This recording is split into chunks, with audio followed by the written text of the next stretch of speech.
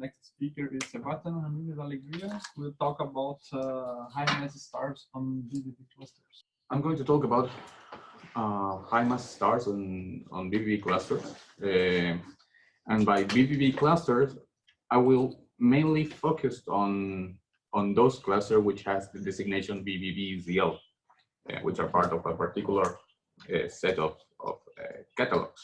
But before starting the talk, I thought someone would spot this before me. This is the X VVV Science meeting, which is pretty close to be the VVV X Science meeting. There's a subtle difference, but yeah. I just want to point that out. So the VVV survey has been very successful in the production or the detection of cluster candidates of groups of stars, and also to spot star form regions candidates. There are many cluster candidates catalogs. All they have different flavors.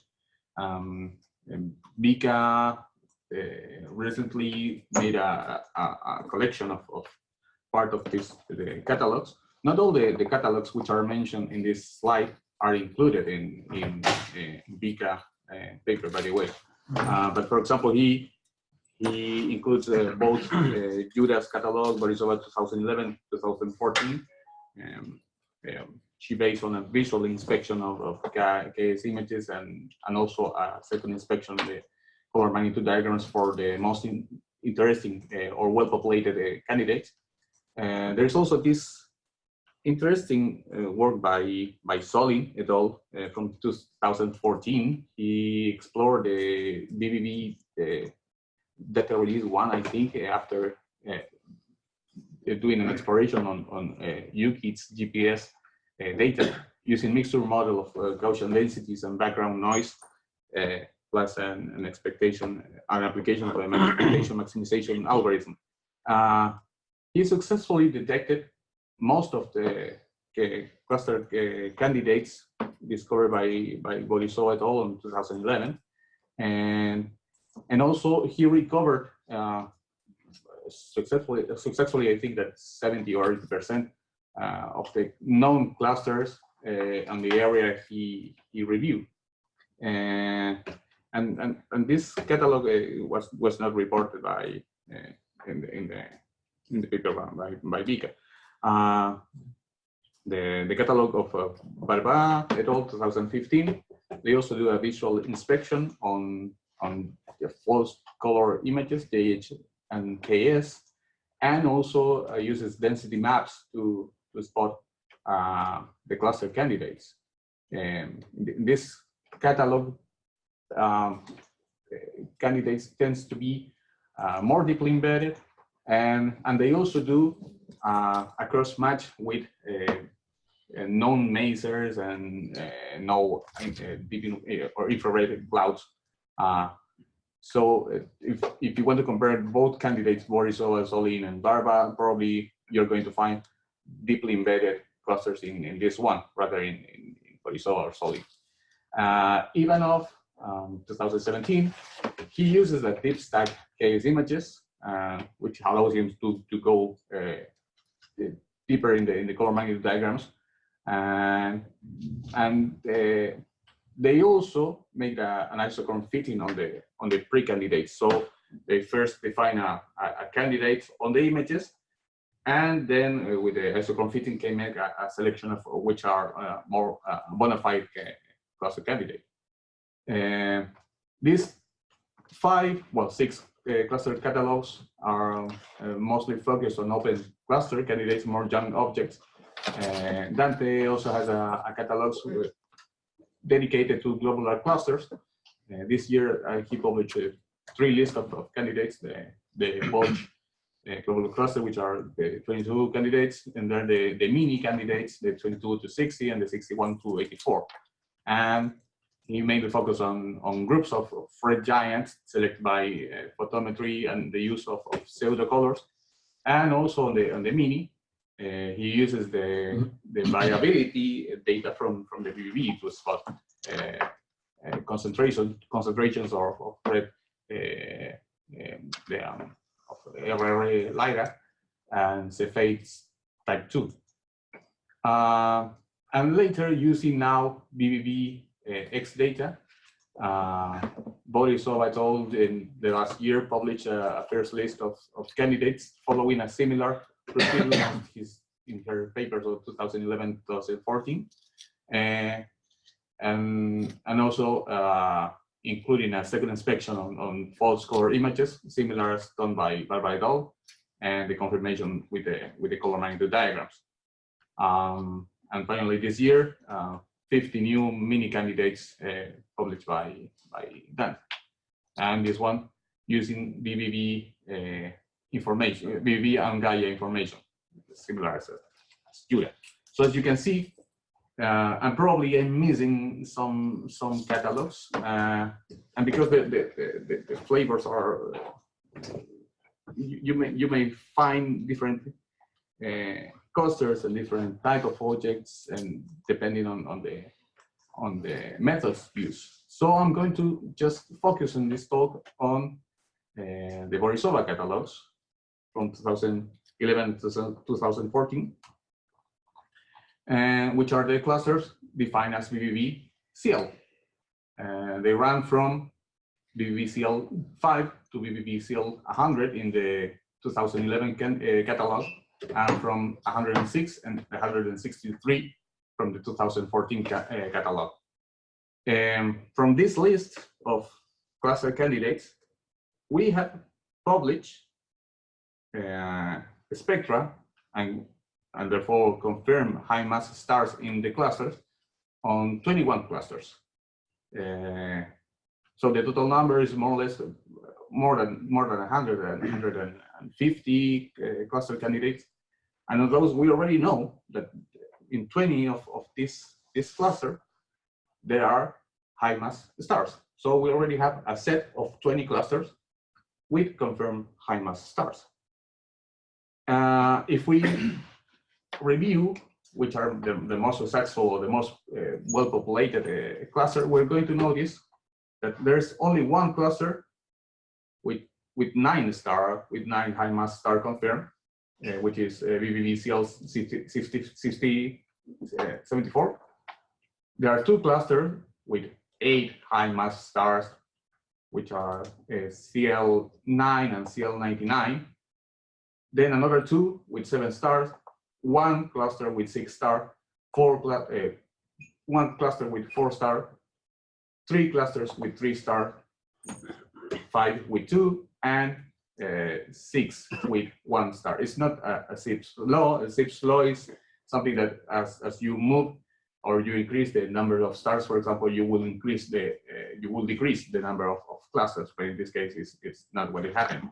And it also depends on the interest of part of the community of particular objects. This is something human. I mean, the first cluster, the 74, the 9, the 99, the 36, and the 41 were clusters that were first spotted by Judah as very interesting objects because they look compact. They have bright stars in the middle of the distribution, and later we confirmed that they have Wolf-Rayet stars. So the visual inspection of the cluster candidates is also a powerful tool. Of course, after you have trained your eye to spot the interesting candidates, and that's why her group is still doing a visual inspection on the images. Of course, complemented with more powerful tools with statistical decontamination and density maps. And on top of each cluster, I'm showing you in red the number of publications dedicated to each object. For example, the cluster with very few high mass stars objects only have 2 or 3 publications, which are probably the discovery publication by Borisov et al., the Morales catalog, which includes all the VVV CL cluster, and one paper with the confirmation of the presence of a high mass star. And once again, the clusters with most publications are those with most populated by high mass star. Doing a summary, well, high mass stars in VVV CL have been useful. They have delivered more or less 20 papers. Mostly dedicated to these clusters are of course the discovery paper and the Morales et al. Catalog. There is an issue about the catalog by Morales, and I'm going to coming back to this point later in the final slide. They are also useful because high mass stars are part of young objects, and therefore they contribute enormously to the study of early stages of stellar population and stellar formation. You may see the in situ evolution of the high mass stars, and you already know that they are part of a system.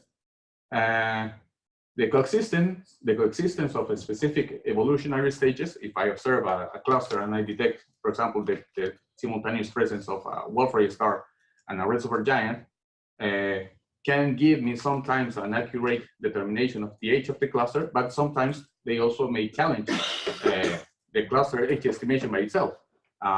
We have two examples, the VVV CL36 and VVV CL74, where we observe simultaneously a Wolf-Rayet and a red supergiant, which are they have different evolutionary ages. Another example, once we determine the cluster and the star physical parameters, we can build relations between these parameters. And one example is this. This is a publication by Owen Krupa from last year, and it's a work that the team has been building from 2013. And in this axis, you may see the total mass of the cluster, and in the vertical axis, you may see the mass of the most massive stars in the cluster. So the relation basically says that for very, very young cluster, I mean, before they can evolve, dynamically evolve, and of course the population can change, you will find a relation between the total mass of the cluster and the most massive star that it can produce. You will not expect a very, very high mass star in a not very massive cluster. And our contribution is shown in these blue dots. These are VVV CL clusters. Also in these red dots, I'm sorry, the orange dots. And particularly, and one extreme case is this object, which is VVV CL41. VVV CL41 is a cluster, a moderately massive cluster from 3,000 solar masses, I think, that hosts a star that could be around 80 to 100 solar masses. So in this scenario is a challenge, and making a small review, a short review of this cluster. Well, first, when we made the first characterization using only the VVV decontaminated photometry, and which is the parameters that are reported in the Morales catalog, we give a distance of 0.9 kiloparsecs and an age of this cluster of 25 to 30 mega years, based only on the decontaminated photometry. Later, when we did the spectroscopic follow-up, these parameters changed. And of course, these are the most modern or the now accepted parameters of the cluster, which are not actually updated in the catalog. The cluster is further away, it's 4 kiloparsec. Of course, it's going to be brighter, there are stars. The content is more massive than compared with the first characterization. And the total mass of the cluster is 3,000 solar masses. And here you may see that this is the very massive star. Confirmed spectroscopically, these are the spectra of all the companions. I think that the total we confirm 8 or 9 high mass stars in this cluster, and it's also this star in the center. So you have a puzzle. You have a cluster that is not very massive, but have a very massive star. There are some other parameters focused on that star. The VVV 41.8 is a Wolf-Rayet M type 8, and here you have the Hertzsprung-Russell diagrams. The star is here on top. Very high luminosity. 6.37, and so the challenge or the puzzle was basically solved proposing a binary formation mechanism. What O and Krupa did was to simulate 100 clusters with the VVV 41 total mass and a simulation on time, and see how many times, according to the time, they could form a star with more than 40 solar masses, which was the limit imposed by the relation for a cluster with a mass of 41.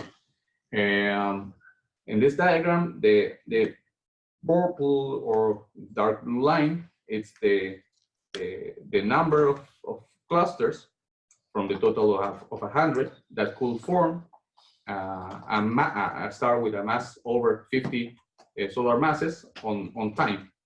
So what you basically see is that the most time advanced in the cluster, the more it evolved, the most probably this binary will merge and form a high mass star that wouldn't form in isolation or by itself in the cluster. And in the case of VVV 41, this very massive star will have a mass of 80 solar masses. The 80 solar masses is the curve in yellow, and you will expect 5% chances on a 5 mega years, which is more or less the age of the cluster. So it's a suggested mechanism. Of course, explanation can be as simple as we have not, or we are underestimating the total mass of the cluster, but this is another formation mechanism that can be shown with our cluster from the VVV. Another example is VVV CL74 is one of the clusters that when we can find together a full Wolf-Rayet of different types, Wolf-Rayet C, Wolf-Rayet N, and red supergiants. This is the extension of the clusters. Is a false color image from VVV. The first set of spectra confirming the all B stars, the 4 Wolf-Rayet, and the 1 red supergiant. And last year we had access to symphony data. And with this symphony data, I'm going back, we explore this box, the central part of the cluster, because I'm not sure if you can see, but the central part, and this is a challenge also when we study young deeply embedded clusters, crowding is huge. Besides the extinction, besides the crowding in the surroundings, when we look at the center of the galaxy, we're also exploring objects that are crowded. So we had access to symphony data. We could observe 50 more or less objects. And once again, the status of the cluster changed. It didn't change dramatically as it did change in the case of 41. But from the 4 Wolf-Rayet, we dropped to 3. One of the Wolf-Rayet was confirmed as a blue supergiant. And we include 1 red supergiant. And also, we include 22 new OB stars. So, in this case, we already have 1 object, 1 cluster, with a well-sampled high mass population. And this object can be studied in a much better way than when we have access to only one or two high mass stars. Of course, when we go to the high mass regime, when having 2 or 3 objects means that we already have access to an important fraction of the population of the cluster. But the most we have, the better the constraints. And in this case, the color magnitude diagram is here. You may see that the O stars, the O dwarfs, group more or less in the same color. These are, well, the open red symbols are the giants. So in this case, are foreground. We found 3B foreground, part of the disk population. This is an O star, is also a foreground. And but thanks to the improvement of the confirmed high mass star stellar population in the 74, we improved the distance determination from 6 kiloparsec to 10.6 kiloparsecs. These new distances situates this cluster in the far end or close to the far end of the galactic bar. It will be for example, depending of course on the model of the galaxy, which is something that also this kind of cluster can help us to improve.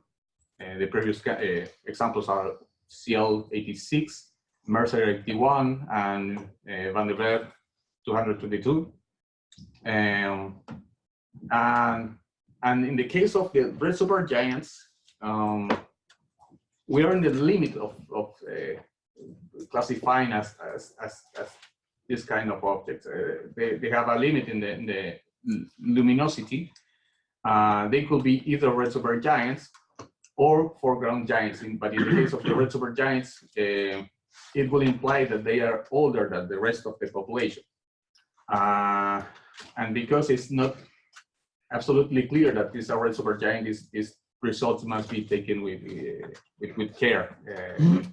It could imply that there are 2 different populations in the same cluster, in this very young cluster, or it could imply that they are just giant foreground star with very deep CO bands.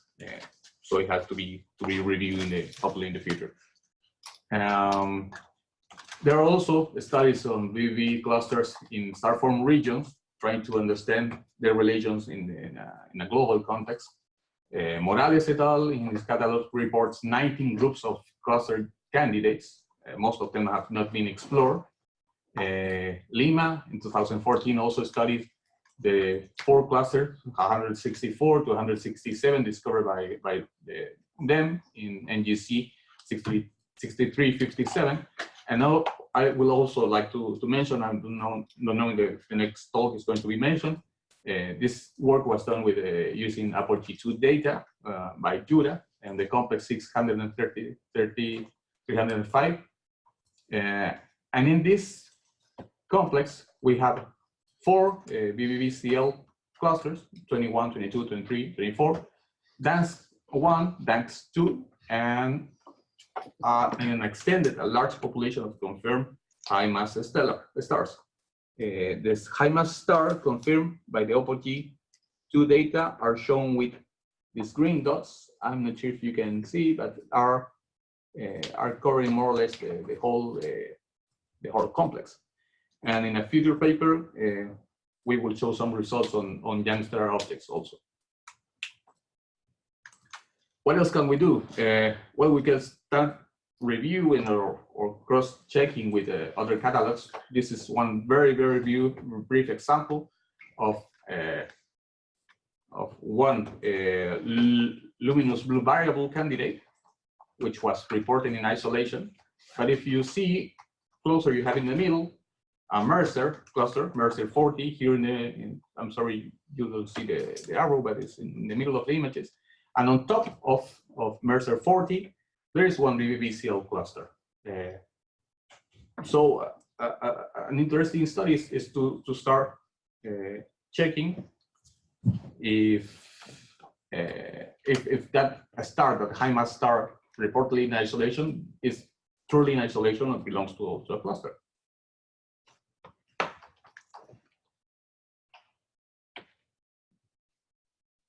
I'm missing the. Okay. Here we are again, I think. Hi.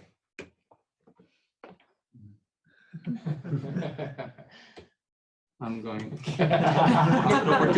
Nice. Take it, take it.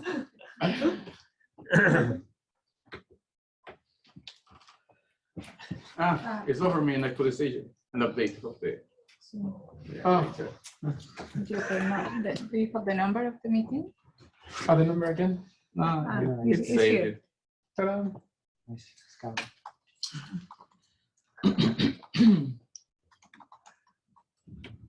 It's slowly getting into the meeting now. Not the 30-second I expect.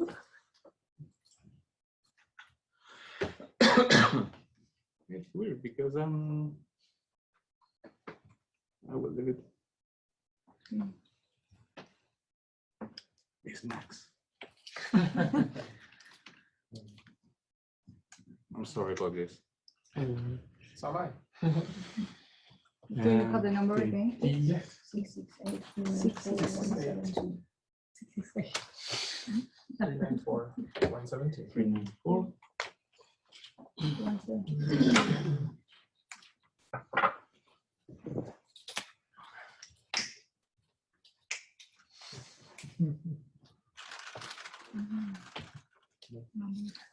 Nice.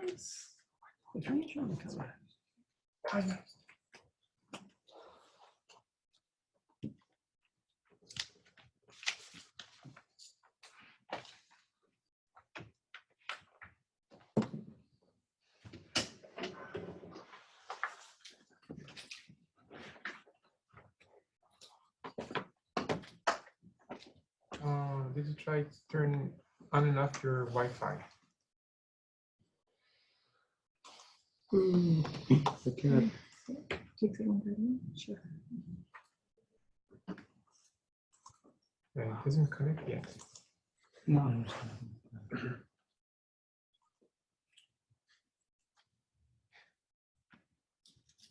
Did you turn it on and off?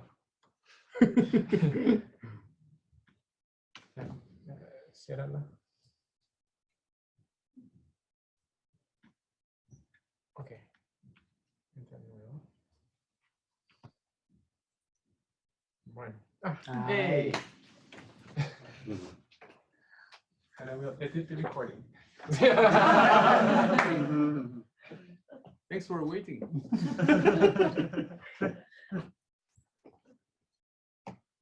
It's more like in Bless the you. football. Yeah. You are out now. Okay. So the future clusters on the VVVX, as I showed you at the beginning, this is cataloged by Borisov et al. from last year.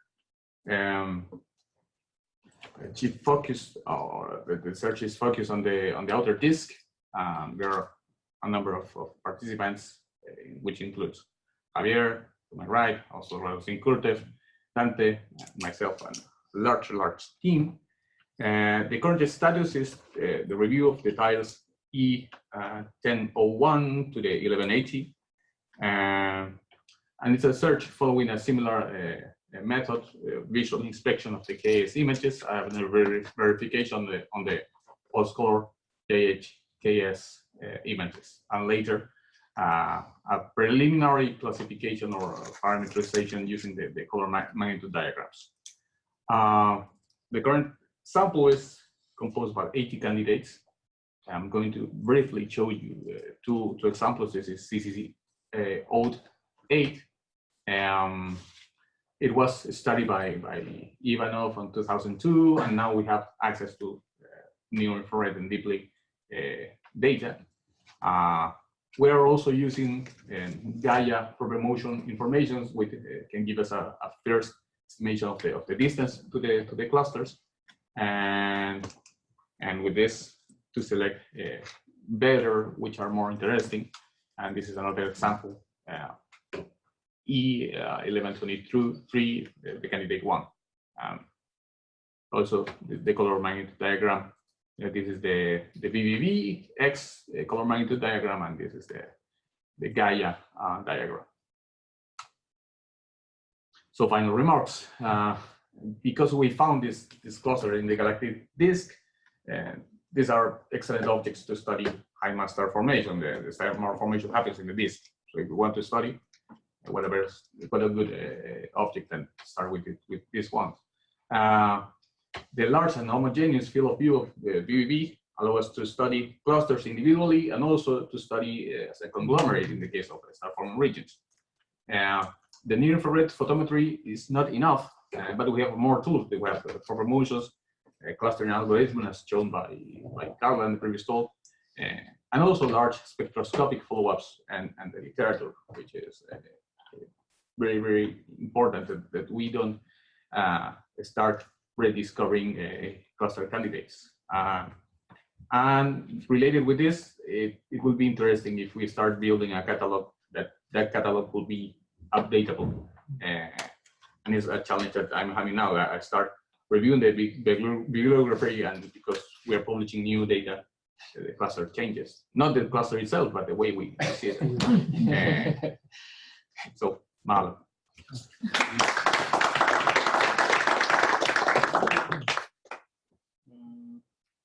Thanks, Sebastián. Have time for one question. Enough time. Sure. I had a suggestion for cluster 41 because this is a good example where we could use the stack images. I don't think it's a more massive, but it would be nice to check. Yes, if we use the stack images to go deeper, yeah. And we have advanced in this, I don't know, 5 years, 6 years, we have a better decontamination algorithm, and we can use a bigger parameter space.